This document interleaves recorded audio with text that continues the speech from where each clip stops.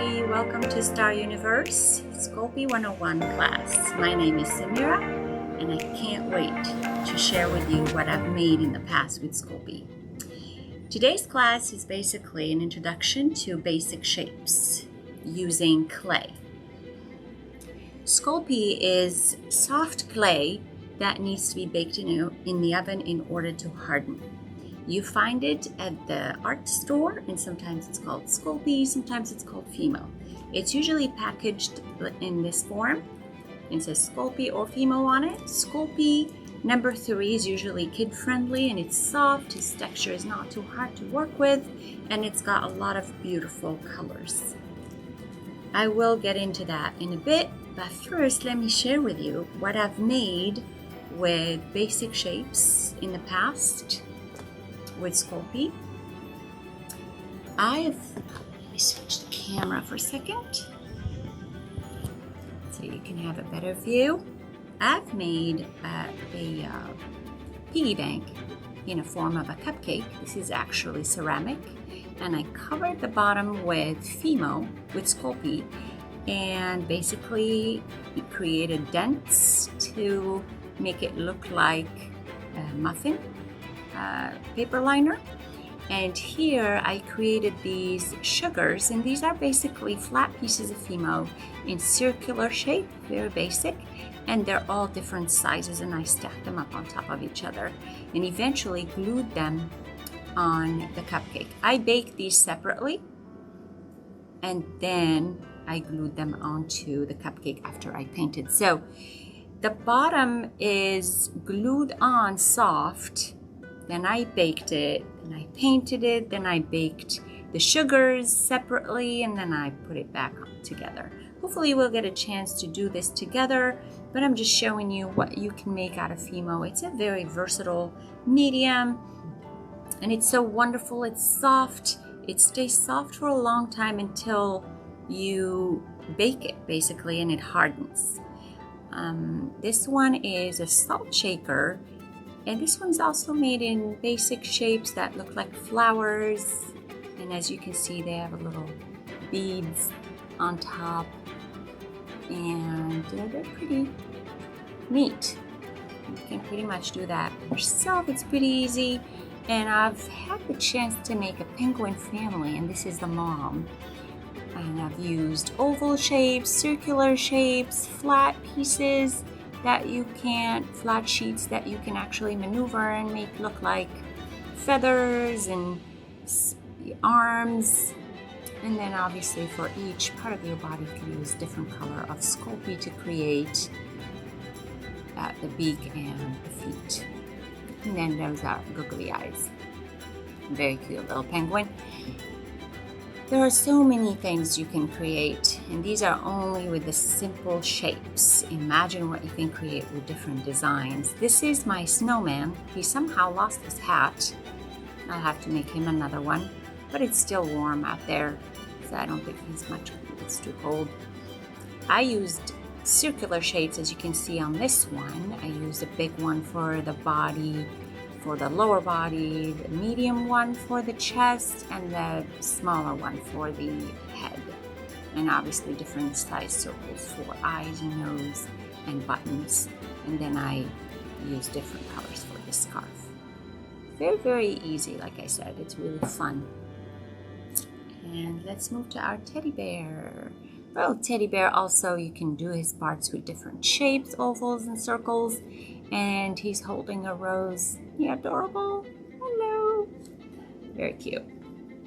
You can make veggies. Obviously, it's just a circle, and then you put the green stem on there. You can make ovals and turn it into a corn by creating dents, and then doing the husk on the outside. This is one of my favorites. It's, as you can see, it's little squares. It's like mosaics, and they're all put together on a piece of Fimo, and then obviously created into a basket where you can put your veggies. Really fun. You can also make food, mini sweets, candy out of Fimo. that'll come in the future. And you can make little insects. This little guy lost his other antenna, ladybug, very cute. Now that I did a little show and tell, I hope you enjoyed that. Let me just show you, as you can see here, the variety of colors that we have.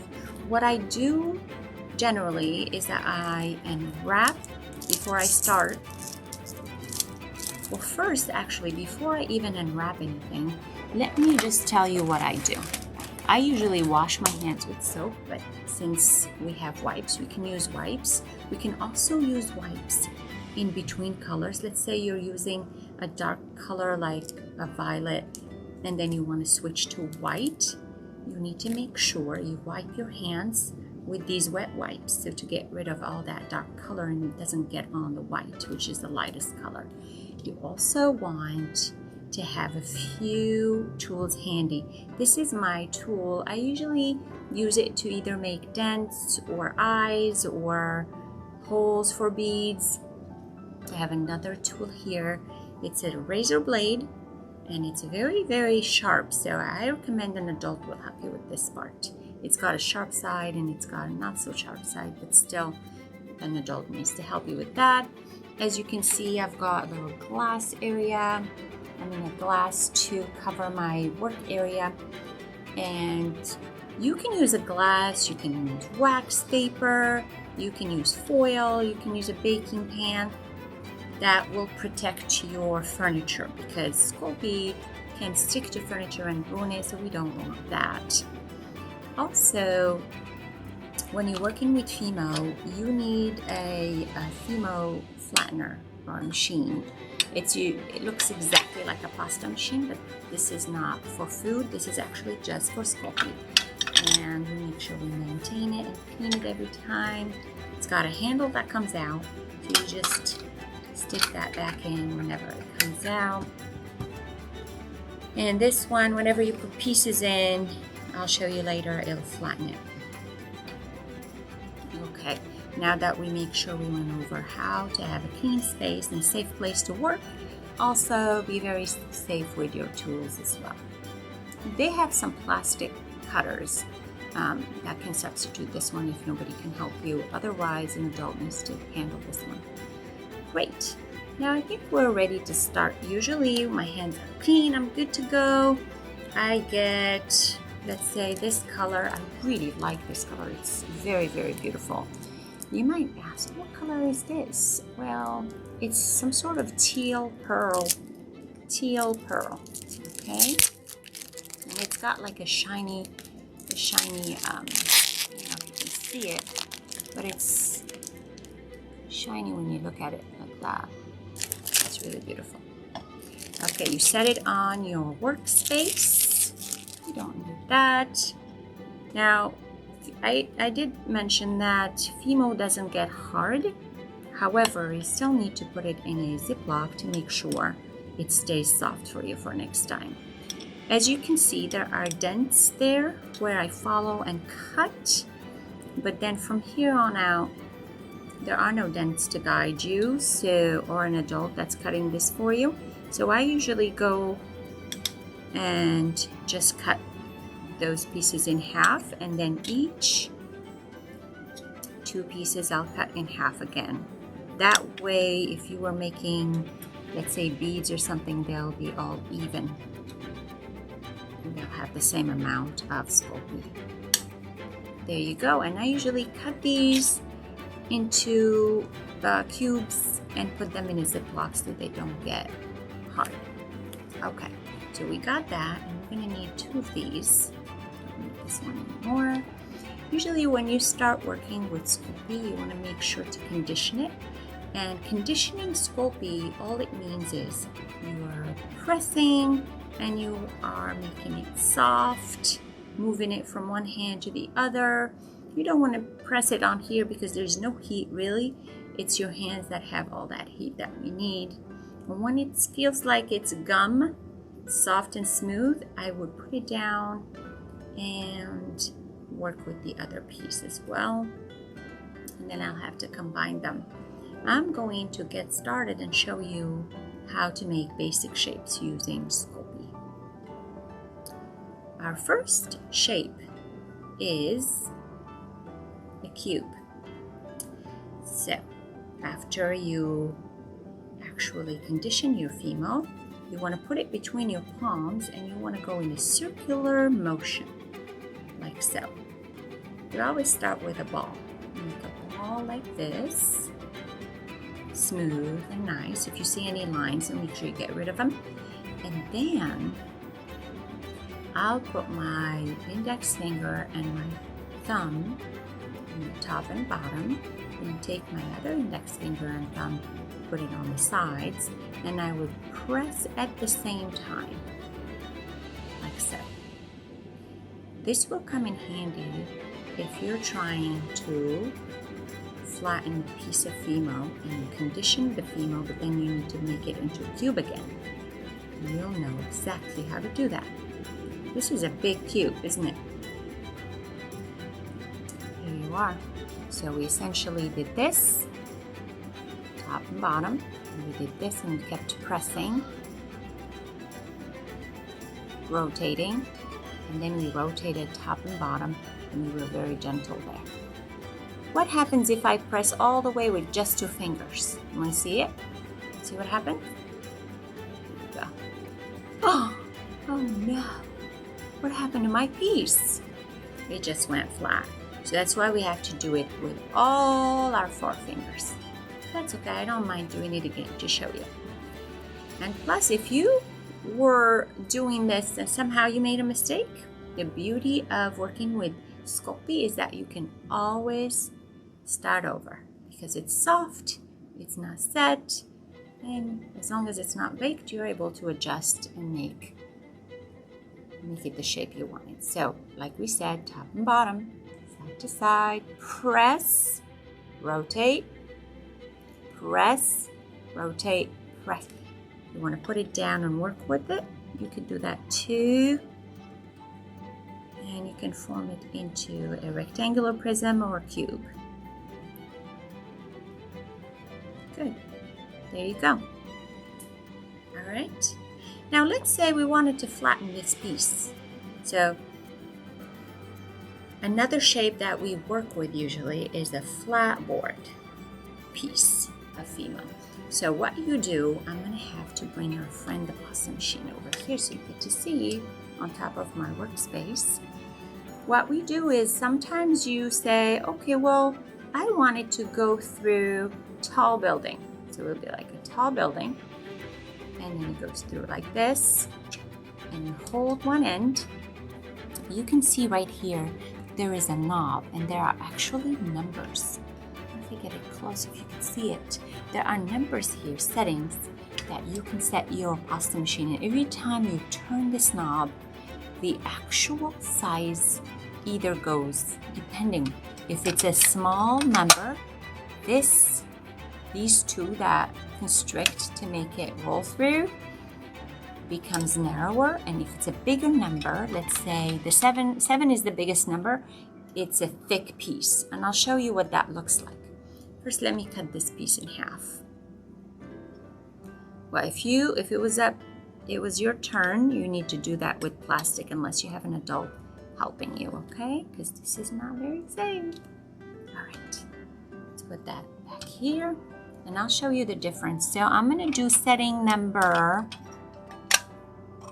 excuse me one second, excuse me, number 3, maybe number 4. Here you are, and I'll put it there, tall building, right, we said? You put it there, and then as soon as it starts going, you move your hand here, and you start rolling with the other hand. What happened? Where did our piece go? There it is, all flat and ready. Okay, this is a flat piece. Now, let's change the setting to a bigger number and see what happens. I'm adjusting my cube, and I'm holding it tall building. Remember, tall building will make it longer. And let's see what short building will make female. But for right now, we're comparing settings. So, let me move this pasta machine over. As you can see, this is on setting 3 and this is on setting 7. And there is a huge difference, not only in length, but also in thickness. This is super thin and this is super thick in comparison to this one. Does it make sense? So the setting on this machine, it depends on what you're making. You need to be mindful of that too, on how to use it. Let's say we didn't want tall building. We didn't want the pieces to go tall building. We wanted them to go flat, like we were trying to create, I don't know, a flat big piece. So let's make them into a cube again. Oh, we get to review the cube shape. That's a challenging one. I don't mind doing it multiple times. Here we go. We are going to press all our fingers all at the same time to create a cube and rotate. I think we got this by now. Okay, we make sure it's a 3D shape. We're not flattening it. And we'll do the same with the other piece. And these pieces are the exact same size. Now I'm going to show you. I'm going to leave it at, well, let's put it at a medium setting. And then this time, I'm going to show you what a house, you know how we did tall building? Now we're trying to create a blanket, so we're going to put it into a house shape house. Okay. See, it's much thicker. And tall building is much longer and narrower. So when you put it tall building, you get this. Let's put this here. When you make it tall building through the pasta machine, you roll it tall building, you get a narrower piece. When you roll it short building or house, then you get a much thicker piece. Again, this will come up in the future when you're trying to make a design and you're going to need both shapes. So flat boards, tall building, short building or house. Okay, or we call this a blanket. Very good. And we'll bring our, so far we did these. We have cubes. We'll go over the shapes in a bit. I'll do it like that. Go over the shapes in a bit. The next shape I would like to show you is conical. Conical, we're going to take two pieces and put them together. And like anything else, you always start conditioning first. You condition and then you roll it into a ball like so. Always start with a ball. And this time, we're actually going to use our glass board or plastic board or baking sheet to make a conical bead. And this is a really fun one because you make it in a ball, you put it down, and then you start going forward and back in a circular motion on top of the actual ball. And let's see what shape it's going to take. If it's going to be conical or not. This is like an experiment. Yes. This is great when you're making different beads. You know, either a plain one or with designs on them. You get a few options. You get to make this kind of bead. Isn't that awesome? See, it's called conical. It's another basic shape that I wanted to teach you today. Let's put it down and go over them at the end. Now, I wanted some red female. Remember I said I cut them and put them in a Ziploc? I was not kidding. I really do, to keep them soft. So we only need 2 pieces of female. I want to show you how to make a heart shape. Okay? All right. Ooh. Some colors are a lot harder than others. And, there's another color there. what I would do is just chop it off and then put it, I have a pile I call the leftover pile. And even when you have pieces like that, they are so pretty because if you mix them into, don't mix them too much, just slightly, you rotate them like this, they actually marbleize. One of my classes, I will teach how to create marble look. Yes, it's really fun. Like I told you, the possibilities are huge and endless with Sculpey. You can make a lot of things. And while you're working with Sculpey, you can come up with design on your own as well. Yeah, I'm conditioning. Luckily, it's a warm day, so my hands are pretty warm and they're helping me. Now, I doubt it I'm gonna get away with switching colors after this. I switched colors from teal pearl to violet, and I didn't have to wipe my hands in between because teal is a lot lighter than purple. But after red, I don't think I'm gonna get away with it. I'm gonna make sure I wipe my hands when I want to change color. Okay, so after it's soft and it feels really, really pliable and easy to work with, go ahead and form a bowl by putting it between your palms and going in circular motion like so. Good, very good. Yeah, look at that. It's a cute little bowl. I'm going to take my tool. Remember I said this is the tool that's used for a lot of things?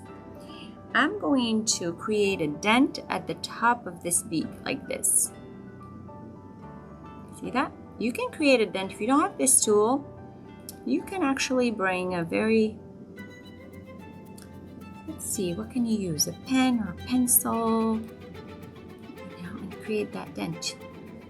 Or a toothpick, or a skewer, a wooden skewer, and then just make a dent. Don't press too hard because then you'll break the piece in half. So do you see that? Only at the top. That could turn out to be a tomato too.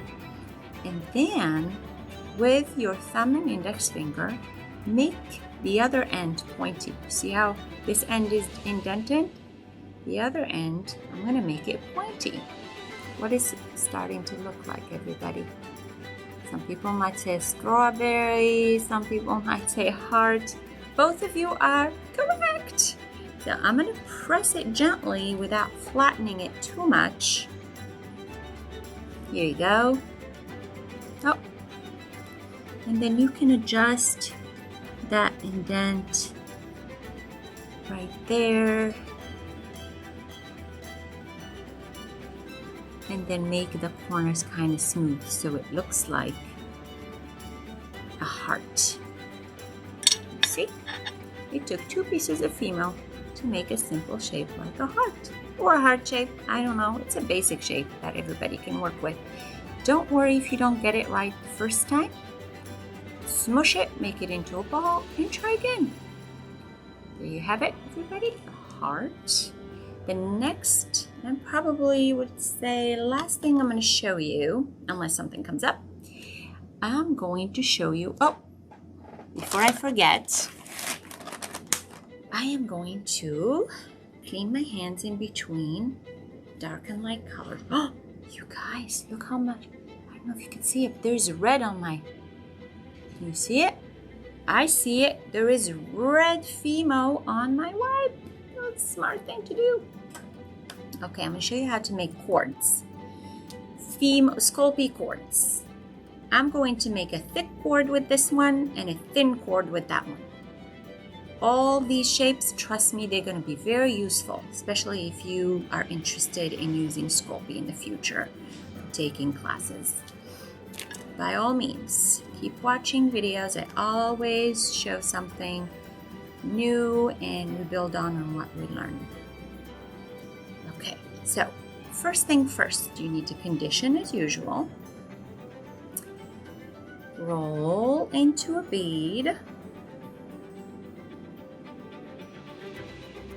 we got that part right. Now we're gonna roll into what looks like a cylinder, but it's the size of our pinky. Okay? You are going to take your palm and you're gonna not press, you're just gonna roll without pressing too hard. And you have a thick cord. Okay? It's a thick cord. And if you want to measure it until it's the size of your pinky, that's fine. There you go. Perfect. There is my thick cord. Now I'm going to make a thin one. Again, I'm going to condition. Okay, make a ball. Same steps. I'm going to move this one over here for a second. And I'm going to roll, but this time I'm going to continue rolling until it's a very thin and even cord. And as you can see, I'm going right, middle, middle, middle, left. As it gets longer, middle gets repeated many times.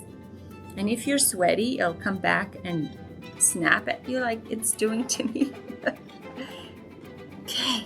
See how long this cord is? It could actually get longer. But like I said, the trick is to go right, middle, middle, left. Otherwise, if you just focus on one area, what do you think is going to happen to that area? It's going to get too thin and it's going to break. So that's why we go right, middle, left, left, right, middle, middle, left. That way we can have an even cord. And there you have it, everybody. Let's gather all our basic shapes. We've got flat boards or flat shapes. This is tall building, this is short building or house. This is for a blanket. We've got our cords, thick cord, thin cord, longer one. We've got our cubes. Okay. We've got our conical shape, and we've got our heart shape. I'm sure there's many more shapes that we can make, of course, but for now, this will do it. I hope you guys enjoyed the class as much as I did. It really is wonderful to play with Sculpey. And not only is it great for imagination, for creation, and it's great for hand-eye coordination. It's wonderful. It gives you something to touch, something to create, and the possibilities are endless, like I said.